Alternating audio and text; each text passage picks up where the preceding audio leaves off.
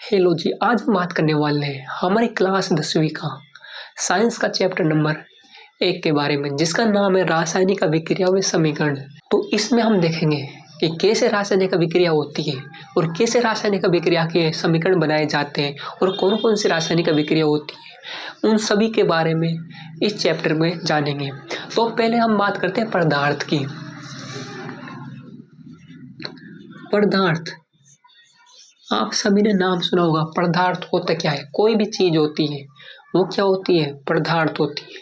कोई भी चीज होती है पदार्थ होती है। और पदार्थ दो प्रकार के होते हैं, एक तो रासायनिक होते हैं और एक भौतिक होते हैं। तो दो प्रकार के होते हैं, एक तो भौतिक वर्गीकरण हो गया और एक हो गया रासायनिक वर्गीकरण।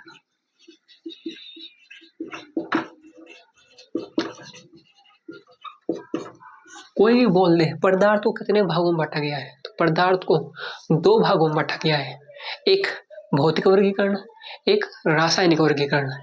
अब बात करते हैं भौतिक वर्गीकरण को तीन भागों में बांटा गया है, यानी कि भौतिक अवस्था के आधार पर पदार्थ को तीन भागों में बांटा गया है, ठोस, द्रव और गैस।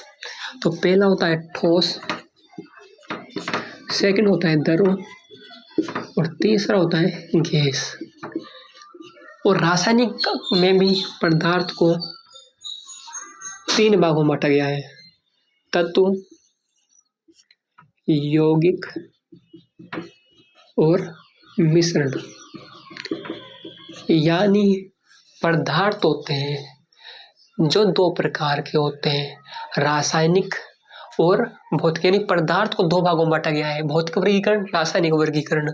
और भौतिक वर्गीकरण में आता है ठोस, द्रव और गैस, और रासायनिक वर्गीकरण में आता है तत्व, यौगिक और मिश्रण।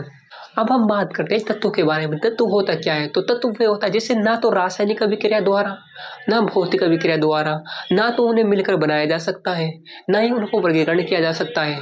वही होता है तत्व। जैसे कि ऑक्सीजन, ऑक्सीजन रहेगी, ना तो दो चीजों से मिलकर हम ऑक्सीजन बना सकते हैं, ना दो चीजों को अलग करके हम ऑक्सीजन घटा सकते हैं। सोना एक चीज से बनेगा, सोने से। चांदी होती है वो एक चीज से बनेगी, चांदी से। वही होते हैं तत्व। यानी कि हम बोल सकते हैं कि जो तत्व होता है, जो क्या होता है, जो दो चीजों से ना तो मिलकर बनाया जा सकता है, ना अलग किया जा सकता है, वही तत्व होता है। जैसे कि सोना, चांदी, ऑक्सीजन, ये सभी किस में आ जाते हैं? ये सभी तत्व में आ जाते हैं। ये सभी किस में आ जाते हैं? ये सभी तत्व में आ जाते हैं। अब हम बात करते हैं ठोस के बारे में। ठोस क्या होते हैं? वह पदार्थ या पदार्थ की वह भौतिक अवस्था जिसमें कि उनके अणु होते हैं जो बहुत पास पास होते हैं। जैसे कि ये अणु होते हैं जो बहुत पास पास होते हैं।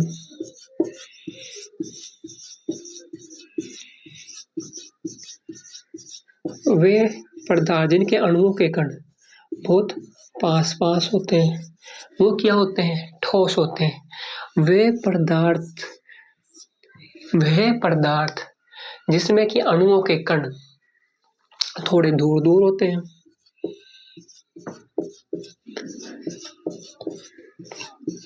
वो क्या होते हैं? वो द्रव होते हैं। वे अणुओं के, वो पदार्थ जिनमें कि अणुओं के कण बहुत ज्यादा दूर दूर होते हैं, वो क्या होते हैं? वो गैस होते हैं। जैसे कि हम ठोस का एग्जाम्पल देखते हैं, जैसे कि बर्फ। बर्फ क्या होती है? बिल्कुल ठोस होती है, जिसमें कि अणु के कण बिल्कुल पास पास होते हैं, चिपके होते हैं, जिसको कि मारोगे तो टूट जाएगी लेकिन अलग नहीं होगी। लेकिन पानी के अणुओं के कण पास पास तो होते हैं लेकिन दूरी में, कि जिस चीज में डालोगे, यानी गिलास है, गिलास को अगर हम जग में डालेंगे पानी में, गिलास के पानी को अगर हम जग में डालते हैं तो क्या होता है? तो वो जग की शेप ले लेगा। गिलास में डालेंगे तो गिलास की शेप ले लेगा। अगर प्याले में डालेंगे, बीकर में डालेंगे तो वो बीकर की शेप ले लेगा। यानी वो होते हैं द्रव। और गैस जैसे कि ऑक्सीजन, जो कि हमारे बहुत दूर दूर कण होते हैं, वो गैस में होते हैं। जैसे कि हाइड्रोजन, ऑक्सीजन, हीलियम, ये सब क्या है? ये सभी होते हैं गैस। रासायनिक अभिक्रिया क्या होती है? रासायनिक अभिक्रिया वे होती है जिसमें कि अभिकारकों के मध्य होने वाली वे क्रिया, कोई भी क्रिया होती है वो किसके मध्य होती है? अभिकारकों के मध्य होती है, जिससे कि उत्पाद बनता है। तो हम बोलेंगे अभिकारकों के मध्य होने वाली वे क्रिया जिसमें उत्पाद निर्माण के समय भौतिक अवस्था, रंग परिवर्तन,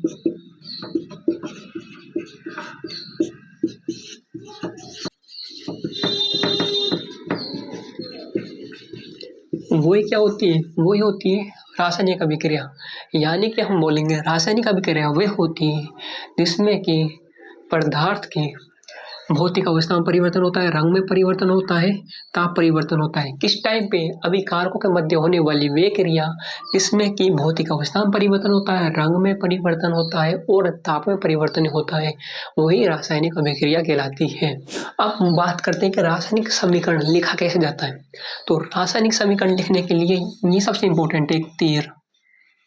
तो यहाँ पर जो भी आएगा ना वो आएगा अभिकारक।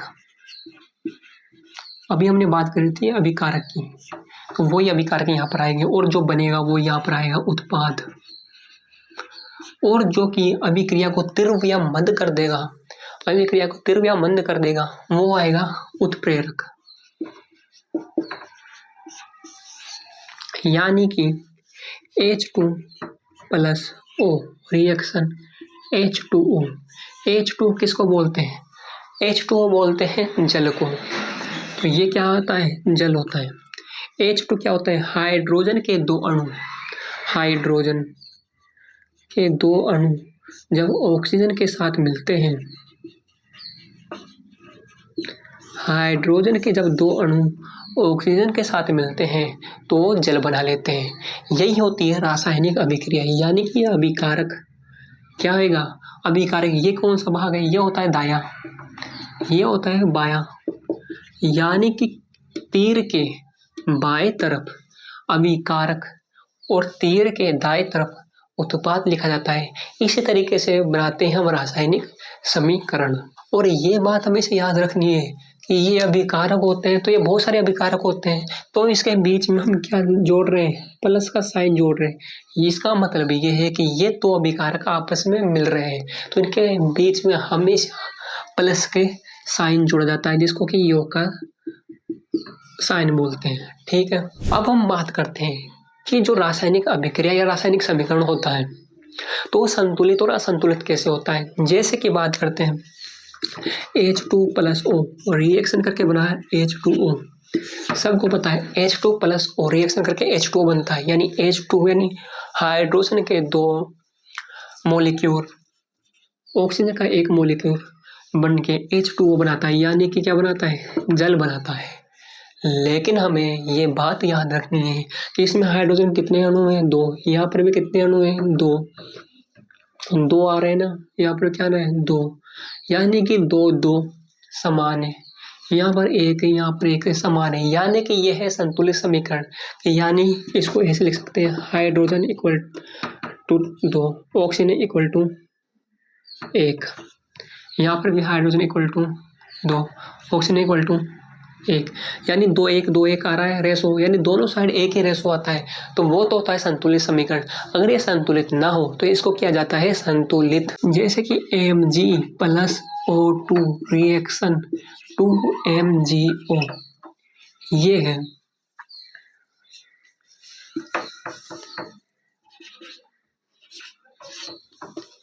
ये क्या है? Mg+O2 रिएक्शन 2MgO है। Mg क्या है? तत्व है। ऑक्सीजन में क्या है? तत्व है। ये भी क्या है? उत्पाद है। ये मिलकर क्या बना? अभिकारक है।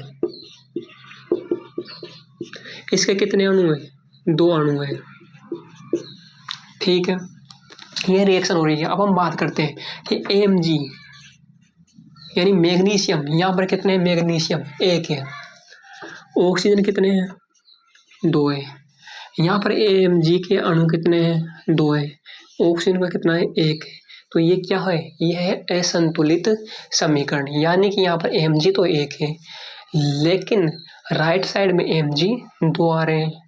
यहाँ पर एम ऑक्सीजन 2 अणु है, लेकिन राइट साइड में ऑक्सीजन का 2 अणु आ रहा है।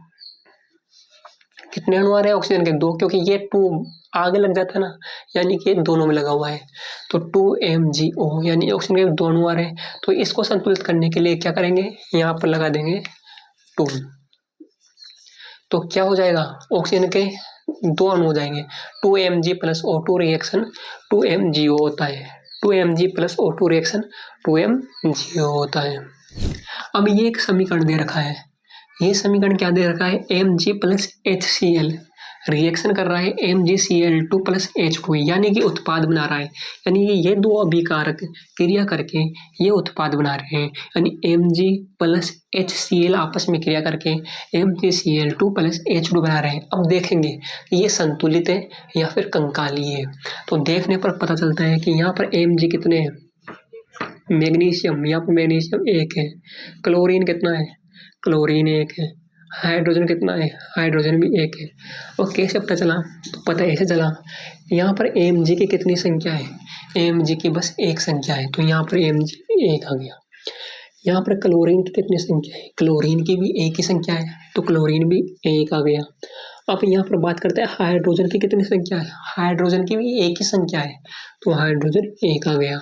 अब राइट हैंड साइड आएंगे RHS।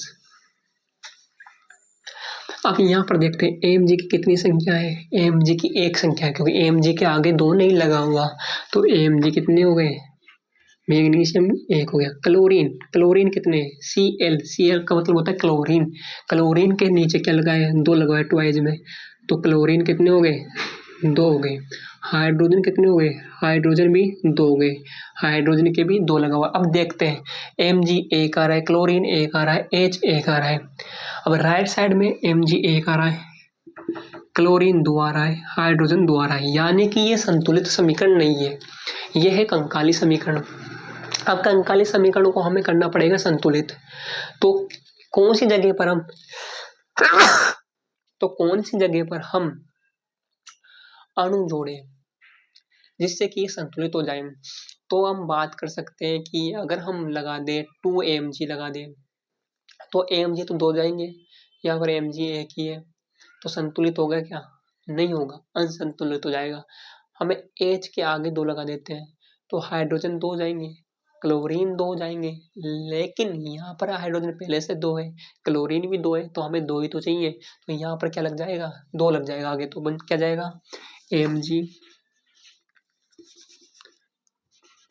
+ 2HCl रिएक्शन करेगा तो बनाएगा MgCl2 + H2। ये क्या है, ये है संतुलित समीकरण। ये क्या है, ये है संतुलित समीकरण, यानी इधर भी उतने ही है जितने की इधर है। LHS = RHS समान हो गए, तो ये बन गया संतुलित समीकरण। देख लेते हैं, Mg का 1 है, Mg का 1 है, क्लोरीन का 2 है, क्लोरीन का 2 है, हाइड्रोजन का 2 है, हाइड्रोजन का भी 2 है, यानी कि ये समान हो गए। यानी ये बना देंगे Mg + 2HCl रिएक्शन करेगा तो बन जाएगा MgCl2 + H2।